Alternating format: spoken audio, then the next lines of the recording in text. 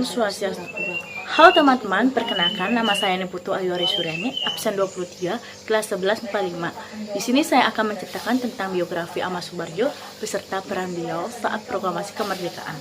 Raden Ahmad Subarjo Dojoadi Suirjo merupakan seorang pahlawan nasional Indonesia. Beliau lahir di Karawang, Jawa Barat pada tanggal 23 Maret 1896 dan wafat di Jakarta pada tanggal 15 Desember 1978 pada umur 82 tahun. Ayahnya bernama Teuku Muhammad Yusuf dan ibunya bernama Wardinah. Ahmad Subarjo merupakan anak bungsu dari 4 bersaudara dan merupakan anak kesayangan dari kedua orang tuanya.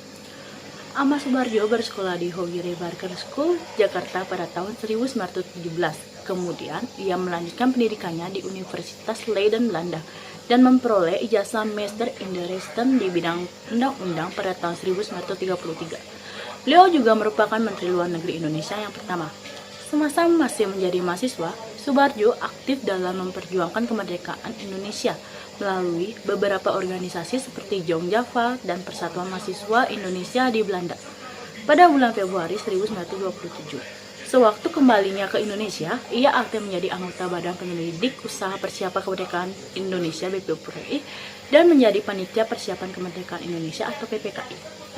Ahmad Subarjo merupakan pimpinan kantor penelitian atau Biro Research pada Angkatan Laut di bawah Laksmana Maeda, membuat Ahmad Subarjo memiliki hubungan yang baik dengan para petinggi militer Jepang.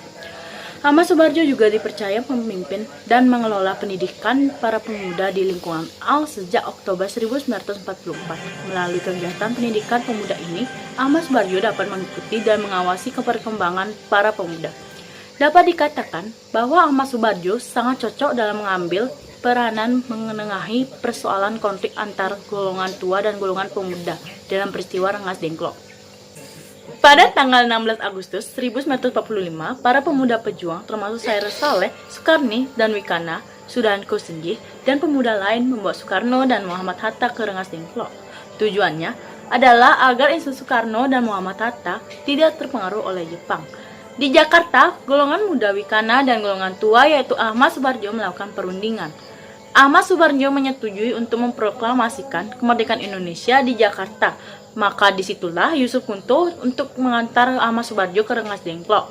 Ahmad Subarjo memberikan jaminan dengan taruhan nyawa bahwa proklamasi kemerdekaan diumumkan pada tanggal 17 Agustus 1945 selambat-lambatnya pukul 11.30. Dengan adanya jaminan itu, Komandan Kompi Peta Rengas Dengklok Kudanko Subeno bersedia melepaskan Soekarno dan Hatta kembali ke Jakarta.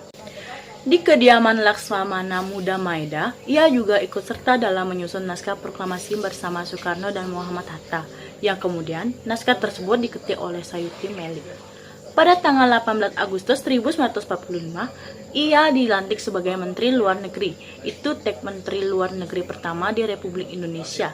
Ia juga menjadi duta besar di Swiss antara tahun 1957 hingga 1961. Kemudian, pada 15 Desember 1978, Ahmad Subarjo Dojoadi Suirjo meninggal dunia dalam usia 82 tahun di Rumah Sakit di Pertamina, Kebayoran Baru akibat flu yang menimbulkan komplikasi.